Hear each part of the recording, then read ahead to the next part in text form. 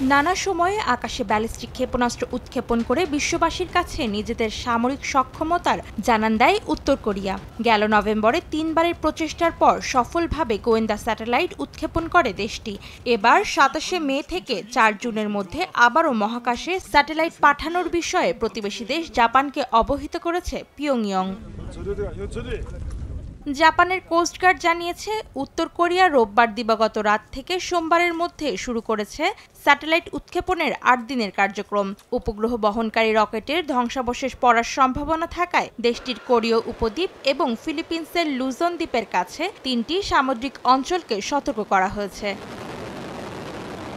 এদিকে সোমবার 5 বছরের মধ্যে প্রথমবারের মতো ত্রিপক্ষীয় সম্মেলনে বসেছে চীন, জাপান ও দক্ষিণ কোরিয়া।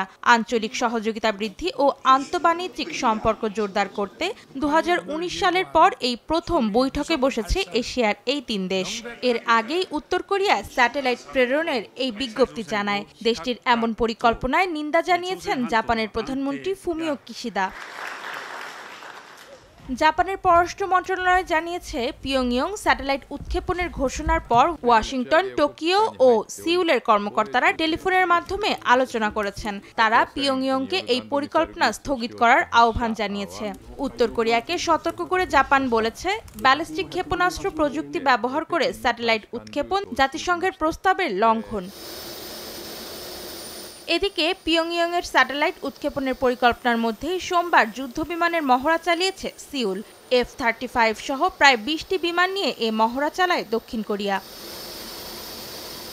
অন্তরা সেন, সময় সংবাদ।